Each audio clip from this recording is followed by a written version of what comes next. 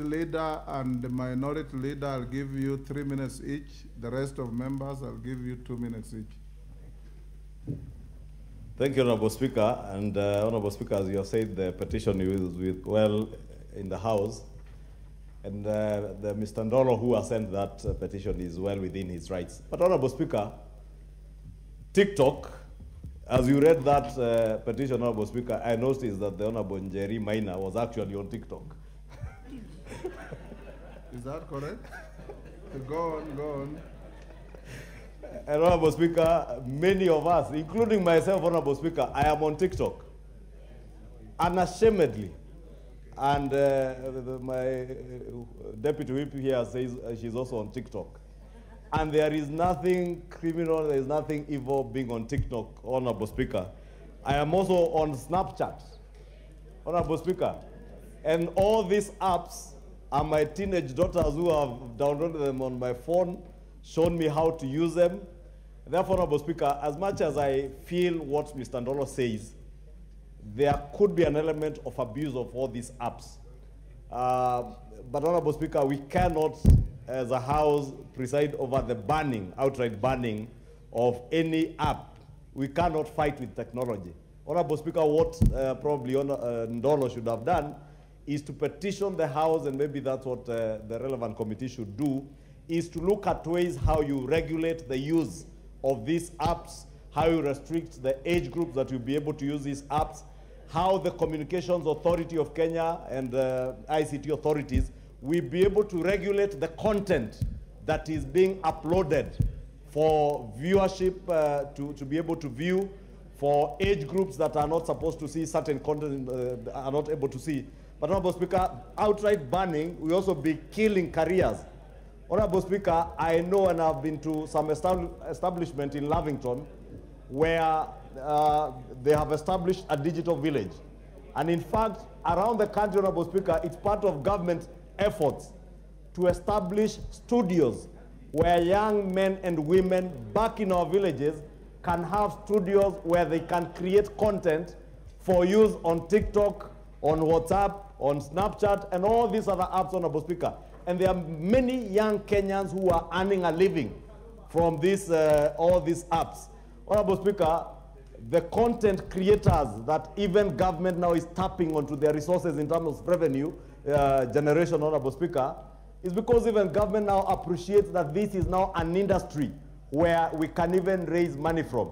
I have seen young Kenyans earning to the tune of 300,000, 400,000 shillings on account of the people who are following them on TikTok.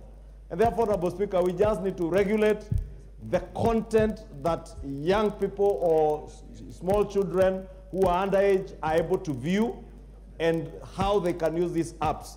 But the outright banning of TikTok or indeed any other app, I think is going way beyond our call of duty, and we should encourage.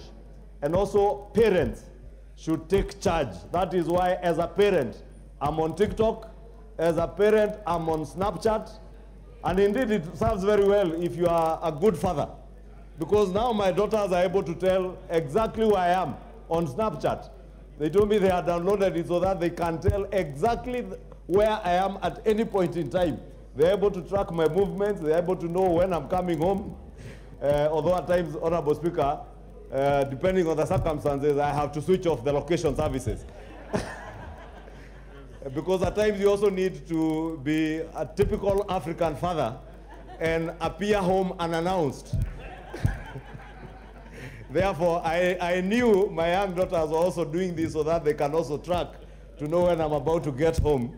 But I want to encourage parents like myself, Honorable Speaker, to also appraise themselves of the developments in the technological world so that we are not caught unawares and we are able to see the content that our children are being able to access.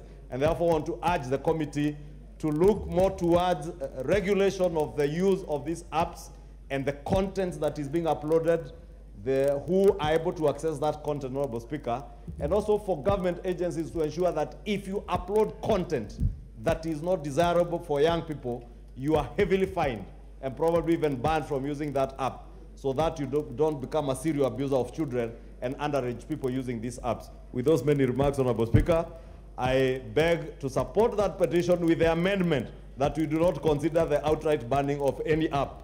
Thank you, Honorable Speaker. Thank you, Mr. Speaker. Let me echo the words of the Leader of Majority. Indeed, of course, the petitioner is within his rights to petition the House on this very, very important matter. But, Mr. Speaker, I am of the view, very, very strong view, that in this digital age, we cannot as a country afford to live in isolation. We cannot operate from some island. This age knows no boundaries, it knows no borders, and therefore, it will be foolhardy even to contemplate banning not only TikTok, but any other app for that matter. And secondly, Mr. Speaker, we are living in difficult times when unemployment levels have basically reached very high, very high, and our youth are looking forward to getting opportunities for employment, and these platforms have actually provided avenues and opportunities for our youth to get employment, especially for those who are able to create content.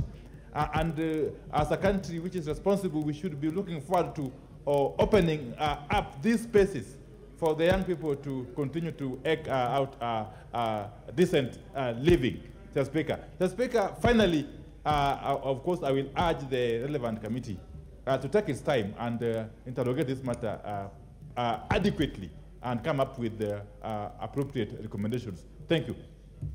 Thank you, Minority Leader.